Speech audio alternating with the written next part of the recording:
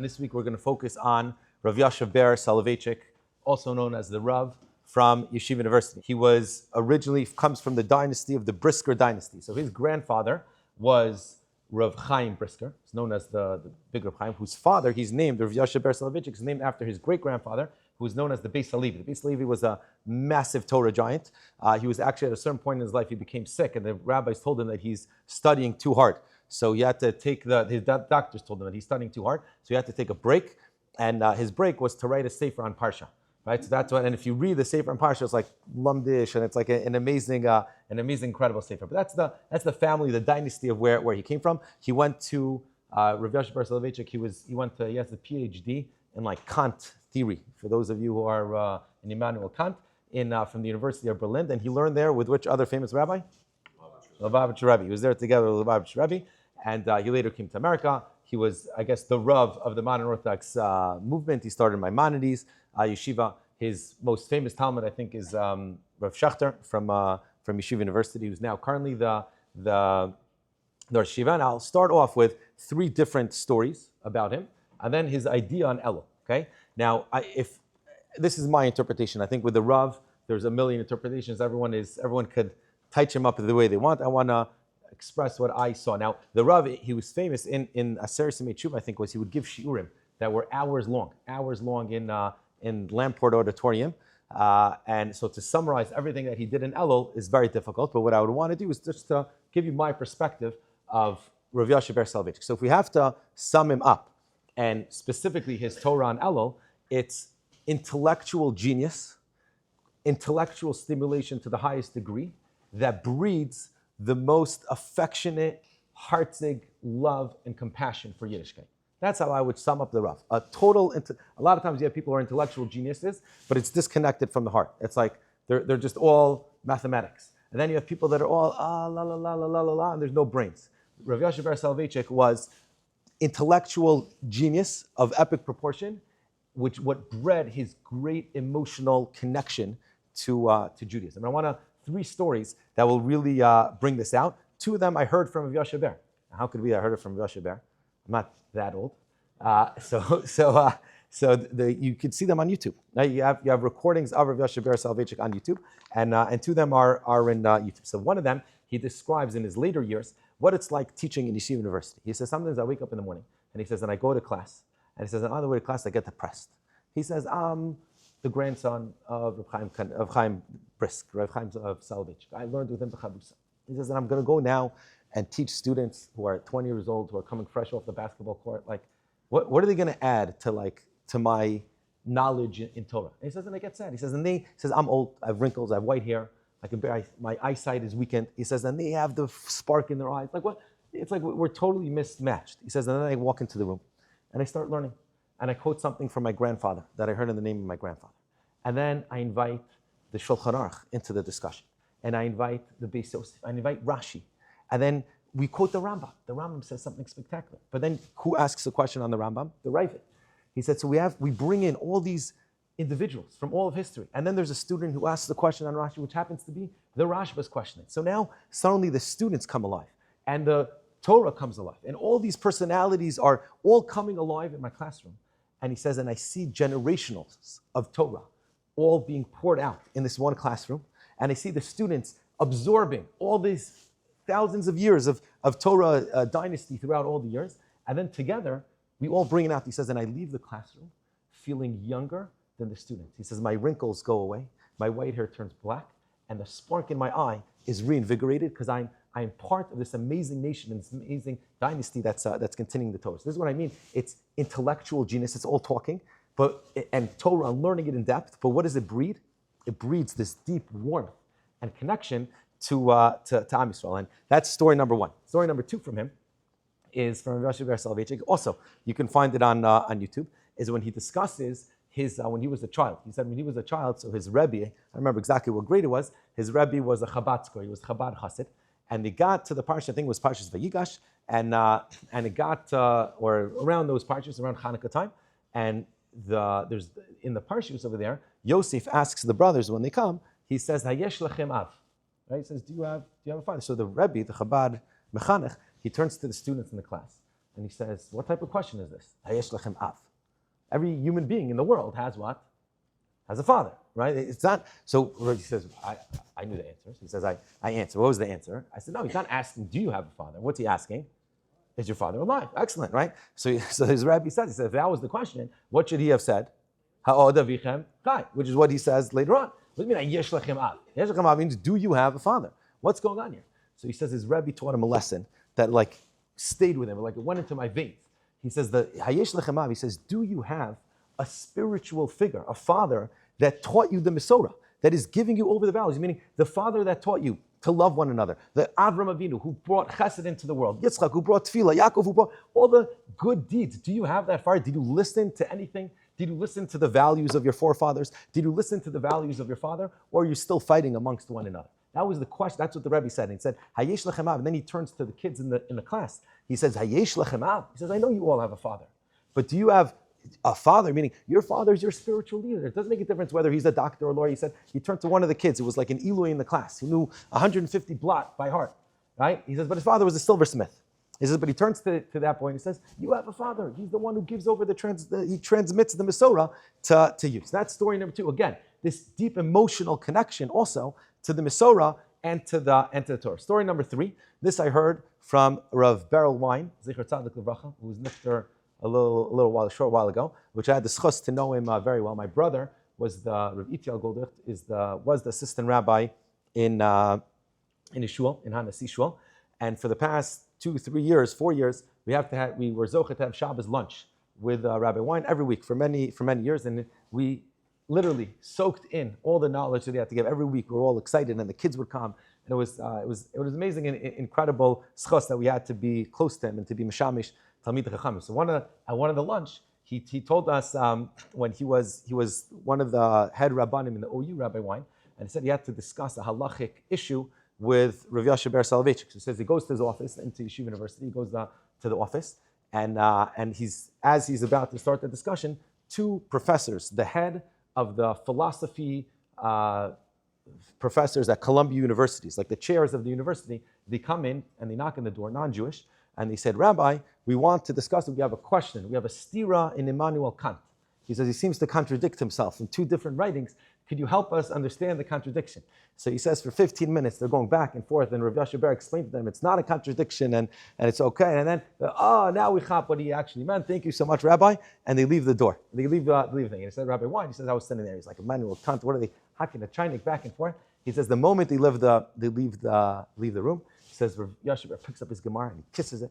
And he says, nothing's as geschmack as even one line in Tosfos. He says, all this like intellectual discussion, philosophy, he says, it's nice. He says, but nothing's as sweet as even one line in the Tosfos itself. So this was the Rav. The Rav was an intellectual genius, total intellectual genius, but it bred a deep emotional connection and love to Torah. So what's his idea? If we were in Yeshiva University, maybe some of you were there when he was there, but if you were there and you wanted to bring in his Torah, this intellectual genius that bred this emotional deep connection, what is it that you would hear? So I want to share with you one idea that I think really brings this out. The Torah says that when Moshe Rabbeinu, when the Jewish people sinned with the Chet Egel, okay, Jewish people sinned with the Chet Egel, and we don't know, we had to ask for forgiveness. So Moshe Rabbeinu tells the Jewish people, it says, V'yomer Moshe el Am, Moshe tells the nation, Atem chatatem chata gdola. He says, you sinned greatly. You sinned with the Chet Egel.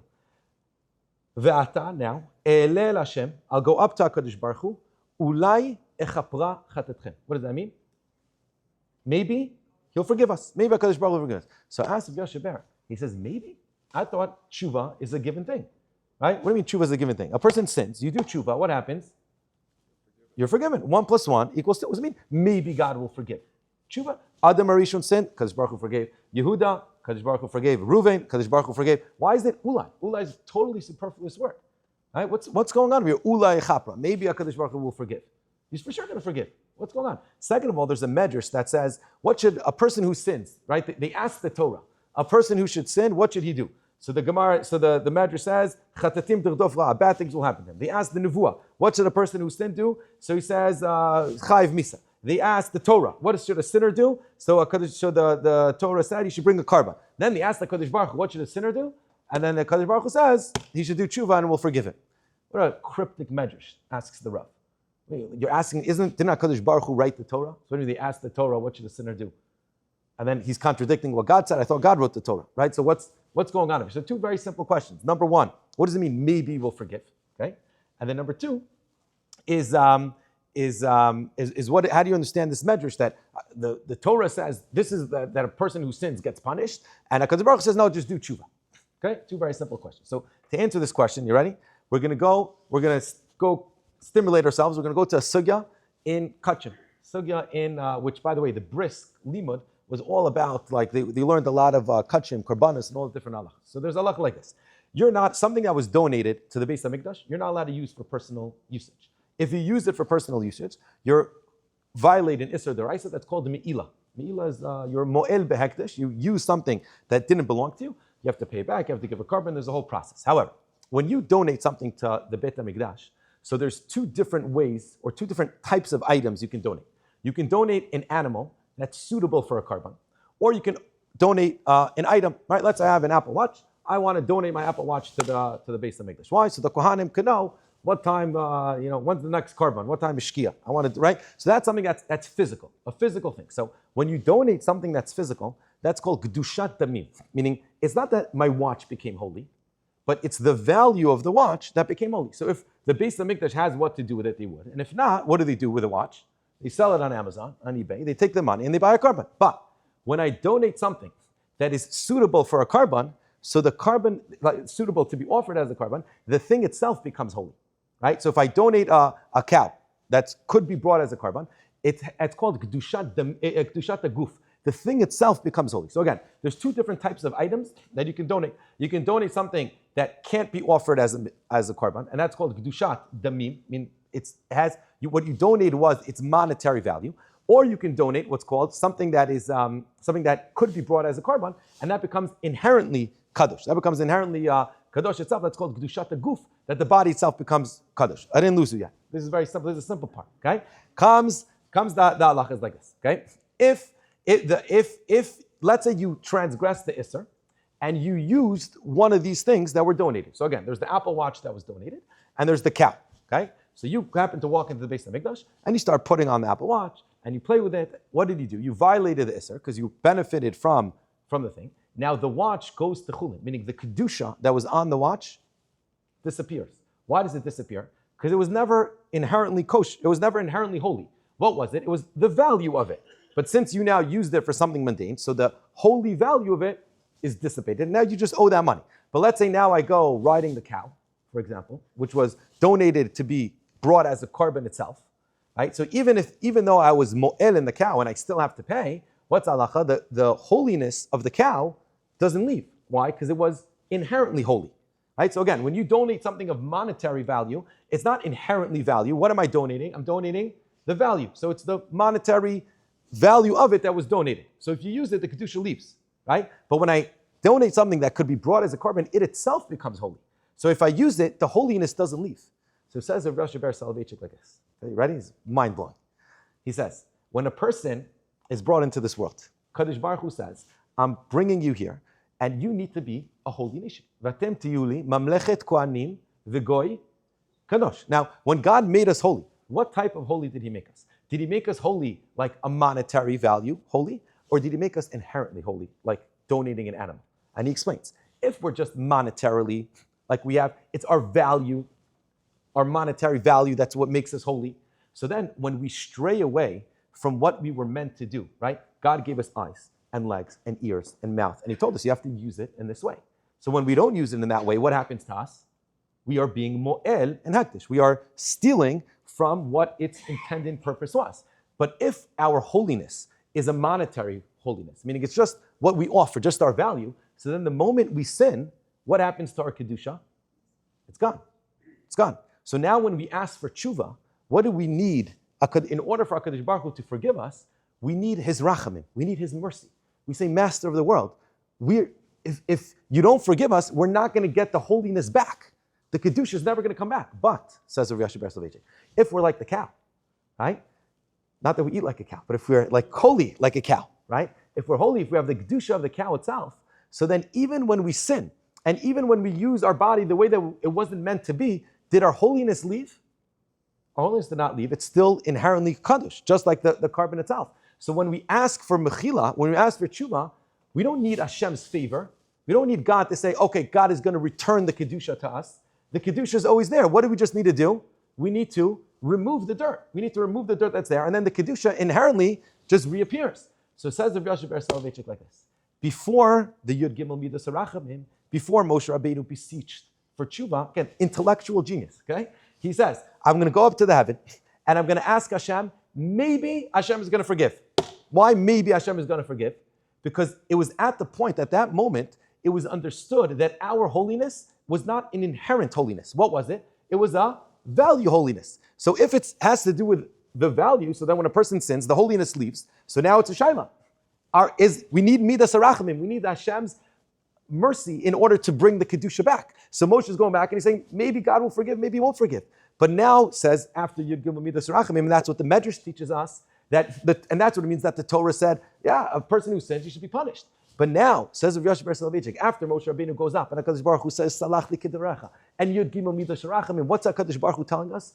It's not that tshuva comes from a place of mercy, but tshuva comes from a place of din, comes from a place of where HaKadosh Baruch Hu, it's owed to you. Why is it owed to you? Because you're inherently holy. You, to your core, are a holy individual. And when you sin, what happens when you sin? You cover the holiness. But when you do tshuva, it's not anymore, maybe God will forgive, but rather, what is it? You will forgive. He will definitely forgive. It's just, what do you need to do? You need to do the tshuva process. So this is like a mind-blowing idea of Rav Yosef Ber Soloveitchik that is very intellectual, but what does it do to your heart? It's like, whoa, you are holy. You're the holy. Nothing you did in your life, past, present, and future, will ever affect your inner kedusha. That's a crazy idea. And when you know that, so then tshuva becomes like, I'm taking a bath. I'm going into the jacuzzi. I'm wiping off. It's not that I need Hashem's rachamim, then maybe he'll forgive me, maybe he won't. Hashem is going to forgive you. It's 100% for sure he's going to forgive you. What do you need to do? You need to do the motions. You need and the heart. You need real tshuva to actually take away the kedusha. So I think again, there's many ways to tight up Rav Yosef Ber Soloveitchik, and I need to ask Mechila after each week, after I take one individual and I focus on one point, that hopefully I was able to embody his idea. But I think this is really what it is. It's like total masterful genius that brings and ignites this like fire and passion. Like, wow, every year is Kaddish Kadashim. You're so holy, and nothing you can do can sin because you're a Kedusha Saguf, you're inherently holy. And that's an amazing thought to walk. And if you walk away with one thing today and you walk away with that, that's the greatest gift, I guess, that Rav Yosef Ber Soloveitchik gave us.